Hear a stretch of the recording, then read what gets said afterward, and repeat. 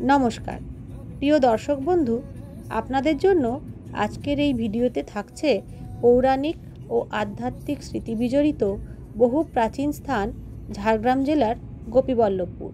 আমরা এসে গেছি রাধা গোবিন্দ মন্দির দেখতে। এইখানটা একটা মাঠ মতো আছে, এখানে আপনারা গাড়ি টাড়ি রাখতে পারবেন। আর আজকে রবিবার, তাই জন্য হাট বসেছে বলে একটু ভিড় বেশি। দেখুন এই সোজা রাস্তাটা দিয়ে আমাদের যেতে হবে।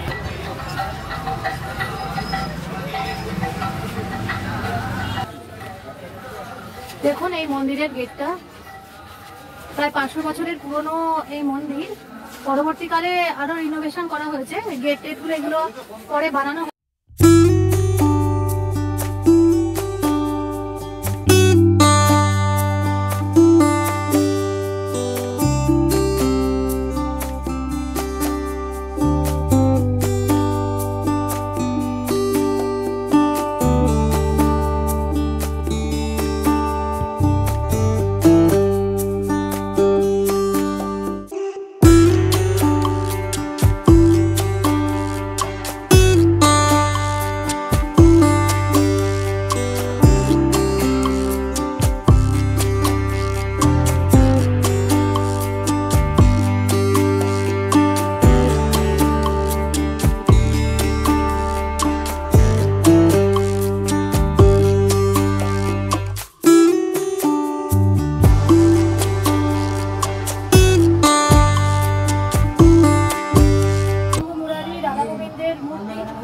সম্পর্কে যাবতীয় তথ্য দিদির কাছ থেকে আমরা একটু শুনে নিই। 100 বছরের পুরনো, 400 বছরেরও বেশি পুরনো মন্দির। রসিকানন্দ প্রভু মহন্তের এটা স্থাপনা করা হয়েছে। নিত্যানন্দ পরিবার আর শ্যামানন্দ পরিবার, এটা শ্যামানন্দ পরিবার শ্যামানন্দ পাঠে যতগুলো মন্দির আছে তার মধ্যে এটা আসল। তো এখানে কিভাবে ভোগ পাওয়া যায় সেটা একটু ভিতরে বানানো হয়। আপনারা পয়সা দিলে এখান থেকে ভোগ প্রসাদ গ্রহণ করতে পারবেন। সেটা এরকম 4টের সময়, কেননা কথিত আছে যে রাধা গোবিন্দ গরু চড়াতে যান, আর অন্নপ্রসাদটা এখানে হয়ে উনি এসে স্নান টান করে তারপর খেতে বসেন, তারপরে আমরা প্রসাদ পাই।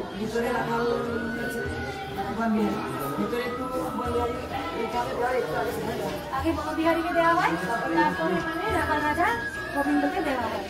আর এখানে তিনি জীবন্ত মুরারির মূর্তিটা রসিকানন্দ প্রভু যেরকম ভাবে দাঁড়িয়ে বলেছেন সেইভাবে মূর্তিটা 400 বছর আগে বানানো হয়েছিল। আর এই যে মূর্তিটা এখানে যেভাবে যতটুকু ব্যাক অবস্থায় আছে এখানে ভারতবর্ষে আর কোথাও নেই।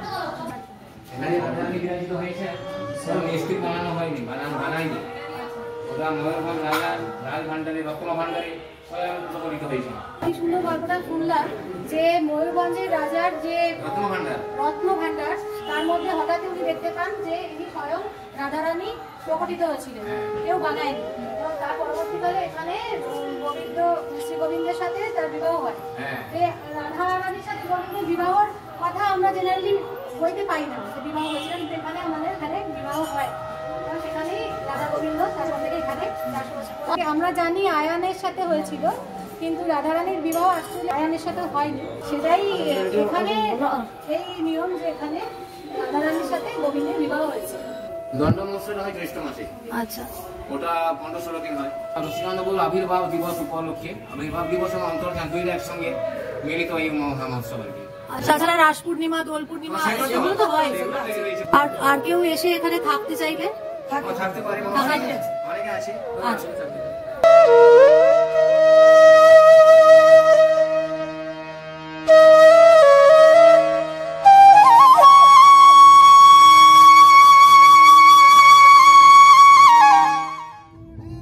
গোপীবল্লভপুরে রাধা গোবিন্দ মন্দিরটি দেখে এইবার আমরা চললাম নয়াগ্রামের দিকে রামেশ্বর মন্দিরের উদ্দেশ্যে। গোপীবল্লভপুর ইকো পার্ক থেকে প্রায় 23 কিলোমিটার দূরে এই রামেশ্বর মন্দির। যাবার পথের চারিদিকের প্রাকৃতিক দৃশ্য সত্যি খুবই মনোরম।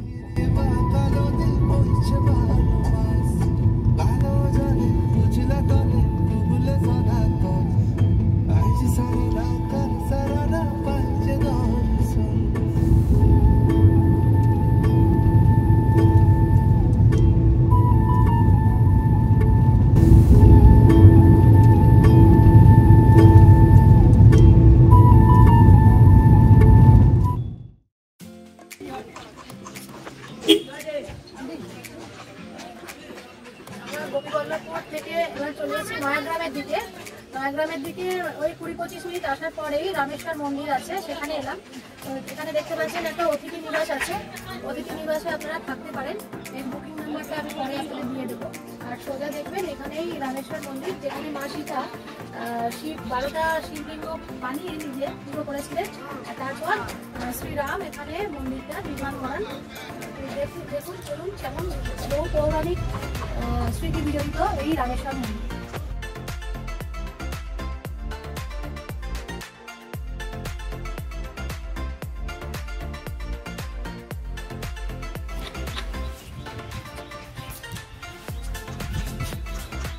মন্দিরের ঠিক বাইরের মাঠেই দেখছেন যে মেলা বসছে। এটা 1 তারিখে শিবরাত্রির মেলা হয়, 3 দিন মেলা চলে। আপনারা শিবরাত্রির সময় এলে দেখতে পাবেন এখানে প্রচুর ভিড় হয়। চলুন এবার দেখি আমরা মন্দিরটা।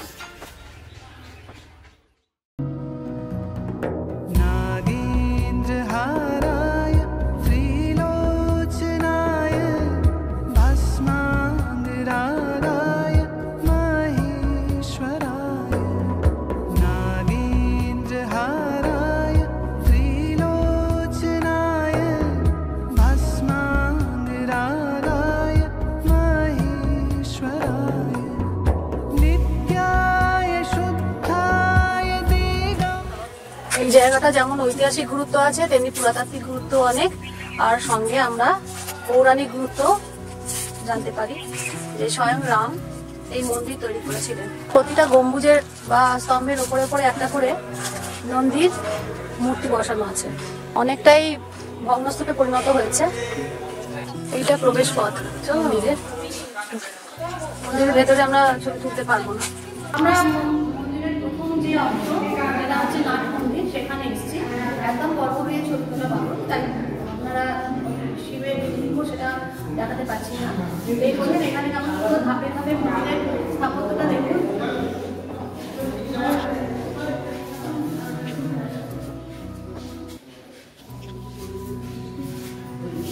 এখানে দেখতে পাচ্ছেন যেমন মন্দিরে অনেক মহিলা মাথা থাকে, সেখানে আছে শান্তি মহারাজের একটা মূর্তি করা আছে। কালের শোধ হয়ে গেছে, কিন্তু সেই মূর্তিটা এখনো রয়ে গেছে। আর এই মন্দিরটা নাকি একসময় বিশ্বকর্মা তৈরি করেছিলেন রামচন্দ্রের আহ্বানে। পরবর্তীকালে সেগুলো তো আর নেই, কিন্তু নতুন তার উপরেই আবার এই যে এখনকার মন্দির তৈরি করা হয়েছে। সামা পাথর দিয়ে বাইরের সমস্ত দেখতে পাচ্ছেন পাথরের তৈরি।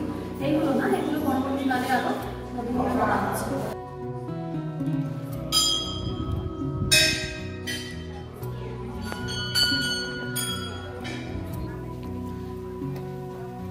যে বহু প্রাচীন একটি কাঁঠাল গাছ এখানে রয়েছে।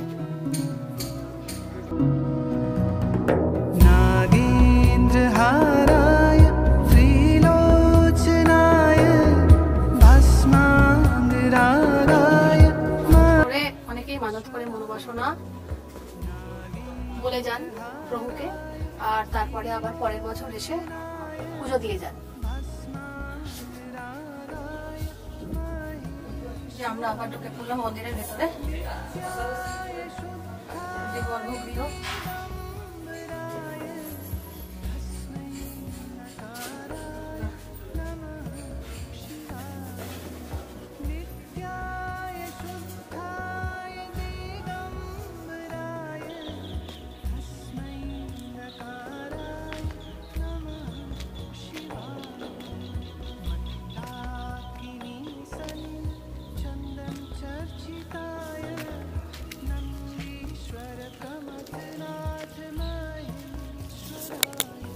দেখুন প্রভুর মাহাত্ম্য। স্নান করে উনি যাচ্ছেন প্রভুর নাম করতে করতে, দণ্ডি কাটতে কাটতে এই পুণ্য পুকুরে স্নান করে নিয়ে মন্দির থেকে এগিয়ে এসে বেশ কয়েকটা সিঁড়ি পেরিয়ে আমরা এই পুণ্য কুণ্ড বা পুণ্য পুকুরের সামনে এসে দাঁড়ালাম। এখান থেকে সবাই স্নান করে প্রভুর নামে নাম জপ করতে করতে দণ্ডি কেটে অনেকেই গিয়ে পুজো দেন। তো কতটা জাগ্রত এই মন্দির বুঝতেই পারছেন। বহু পৌরাণিক আমল থেকে এই মন্দির রয়েছে এখানে। আর কিছুটা দূরেই সুবর্ণরেখা নদী কথিত আছে। যখন রাম, সীতা, লক্ষ্মণ বনবাসের সময় ঘুরে বেড়াচ্ছিলেন, ঘুরতে ঘুরতে ওনারা এই স্থানে আসেন এবং সেই সময় ছিল শিবরাত্রি। তো মা সীতা ইচ্ছে প্রকাশ করলেন যে আমি শিব পুজো করব। তখন ভগবান শিবের বাড়ি দিয়ে 12টা মূর্তি বানিয়ে উনি 12টা শিবলিঙ্গ বানিয়ে পুজো করলেন। তারপরে যখন সেটা সুবর্ণরেখা নদী ওইখানে যে নদীর তীরে ওখানে গিয়ে ভাসাতে গেলেন, তখন দৈববাণী হয় যে এইখানে আমার মন্দির স্থাপন করো। তারপরে শ্রী রামচন্দ্র বিশ্বকর্মাকে আহ্বান করেন এবং তিনি এসে এখানে মন্দির নির্মাণ করেন। তো এখানে আমরা ভেতরে যে দেখলাম গর্ভগৃহের মধ্যে 12টা শিবলিঙ্গ চারিধারে গোল করে করা আছে, আর মাঝখানে নন্দী মহারাজের একটি মূর্তি, আর তার উপরে আবার আরেকটা শিবলিঙ্গ করা আছে।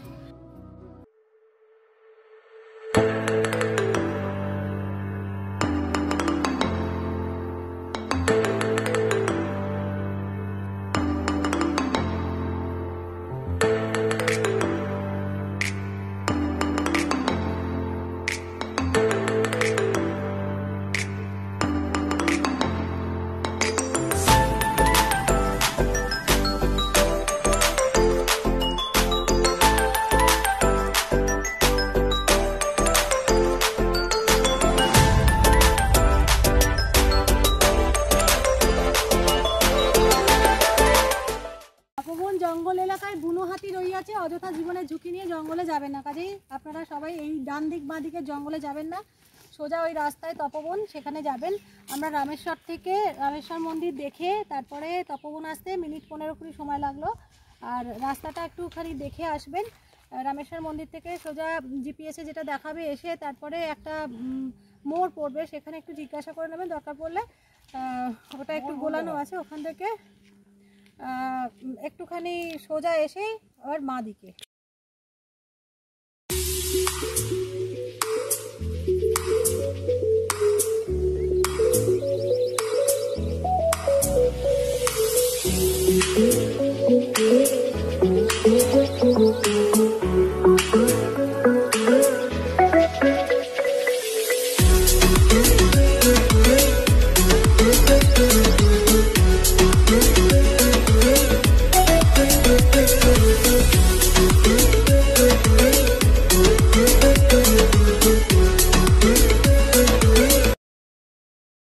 রামেশ্বর মন্দির দেখে তপবন আশ্রমে এলাম। এটা বাল্মীকি মুনির আশ্রম ছিল, আর এখানেই মা সীতা লবকুশের জন্ম দিয়েছিলেন।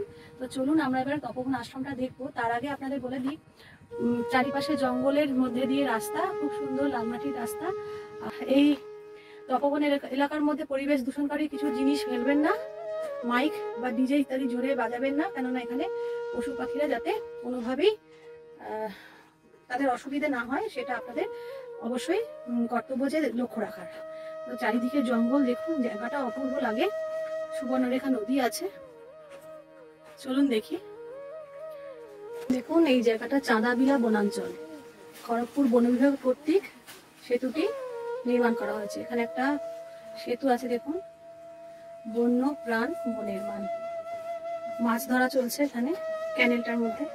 খুব সুন্দর পরিবেশ এখানকার, যেমন একটা বনের মধ্যে আশ্রমের পরিবেশ হয়, তো সেই রকমই কিছুক্ষণ এখানে কাটিয়ে যান, খুব ভালো লাগবে। এখানে একটা কুণ্ড করা হয়েছে, যেটা বলা হয় নাকি সারাক্ষণ এই আগুনটা জ্বলতে থাকে। এখানে সকলে পুজোর সময় কাঠ দিতে পারেন, আপনারাও সবাই এসে এখানে দিতে পারবেন। ধুনি জ্বলছে, আশ্রমের যেরকম পরিবেশ হয়।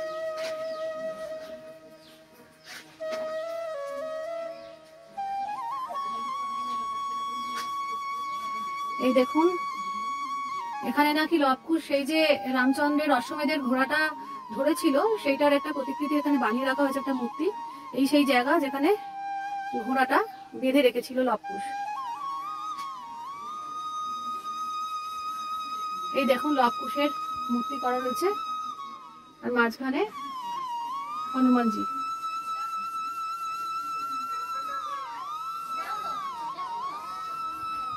বহু প্রাচীন একটি বট গাছ এখানে, আর ঠিক তার পাশেই রয়েছে এই যে হোমকুণ্ড।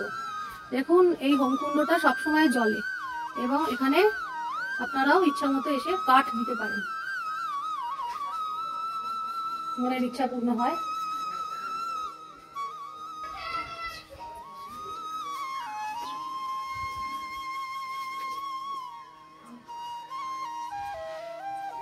দেখুন এই যে কাঠটা আমি এখানে ধুনির মধ্যে দেব, কুণ্ডের মধ্যে দেব। সকলেই আপনারা এসে এখানে এই কুণ্ডেতে কাঠ দিতে পারেন।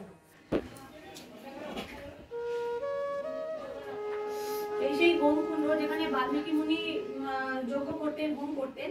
তো এই ধ্বনিটা কখনো বন্ধ হয় না, এই আগুন কখনো বন্ধ হয় না। আর এই যে কাঠ সকলে দিতে পারেন, এই শ্রীরামের নামে, প্রভুর নামে, রাম সীতার নামে, বাল্মীকি মুনির নামে আমরা কাঠ অর্পণ করছি। জয় শ্রীরাম।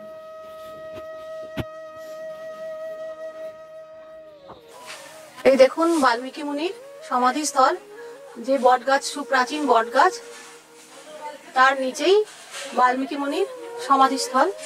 আর এইটা হচ্ছে যেখানে যজ্ঞ করতেন উনি। এই জঙ্গলের ভেতর থেকে বয়ে আসা এই নালাটা, এই ছোট্ট সবসময় জল থাকে যেটা, এটার জলটা দেখুন কেমন হলদে, এটাকে তাই জন্য বলা হয় হলুদ জল। এটা বয়ে গিয়ে মিশেছে সীতা নালাতে, পাশেই যে সীতা নালা আছে বড়, সেটাই মিশেছে।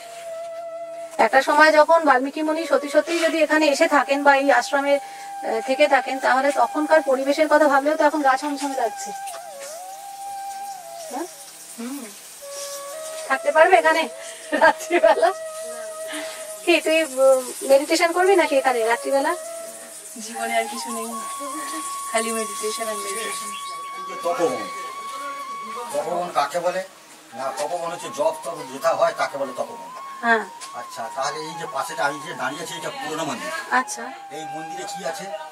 না, লব কুশ আছে, বাল্মীকি বাবা, রাম, সীতা, লক্ষণ। এটা পুরনো, কত পুরনো মন্দির এটা? এটা মানে সেই চেটা যুগ থাকতে এসছে, তো তখন ছিল পাতা, তারপরে হলে খড়ের চাল, মাটির মন্দির, তারপরে আরেকজন দাতা এই মন্দিরটা বাঁধিয়ে দিয়েছে। আচ্ছা। যেমন এখানে একটা উই ঢিপি রয়েছে, যেটা ট্রেডিশনাল উই ঢিপি, যারা শহরাঞ্চল থেকে আসলে সচরাচর দেখেননি। তো এই উই ঢিপিটা দেখে মনে পড়ে যায় যে বাল্মীকি মুনি তপস্যা করতে করতে যখন দস্যু রত্নাকর ছিলেন, তারপরে যখন তপস্যায় বসেন, বহু বছরের তপস্যা তার গোটা গায়ে উইয়ের একটা পুরো ঢিপি হয়ে গিয়েছিল, তাকে আর দেখা যেত না, পুরো উইয়ের ঢিপিতে চাপা পড়ে গেছিলেন। তো এটা দেখি সেটা আবার সেই গল্প মনে পড়ে গেল। আমরা তপবনে এসে তপবনের পুরো জায়গাটা দেখলাম, খুব ভালো লাগলো। চারিদিকে জঙ্গলের মাঝখানে একটা ছোট্ট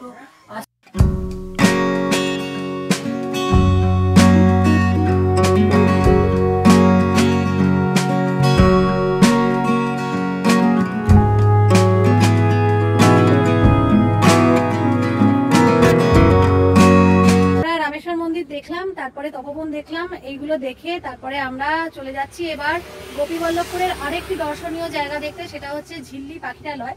কিন্তু তার আগে একটু লাঞ্চের সময় হয়ে গেছে, মানে সময় প্রায় পেরিয়ে গেছে, প্রায় 3টে বাজে। তো আমাদের খেতে হবে, সেই জন্য এই গোপীবল্লভপুরে এই একটি রেস্টুরেন্ট আছে, এইটা আপনাদের বলে দিই, এটার নাম হচ্ছে ইচ্ছা রেস্টুরেন্ট। আপনারা আগে থেকে ফোন করে জেনে নিতে পারেন কি খাবার পাওয়া যাবে না যাবে। দেখুন প্রচুর শিল পড়ছে, চারিদিকে সাদা হয়ে যাচ্ছে পুরো একেবারে। আমরা কোথায় দাঁড়াবো একটা সেট পাচ্ছি না, গাড়ির মাথায় দমাদম শীত পড়ছে, এরকম বড় বড়।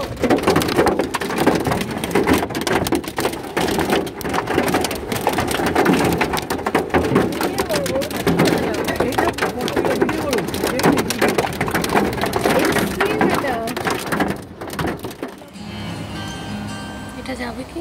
মায়াবী চাঁদের রাতে রেখে হাত তোমার হাতে, মনের এক গোপন কথা তোমায় বলতে চাই, শুনতে চাই, কিন্তু তারপরে আর গানের কথা মনে নাই।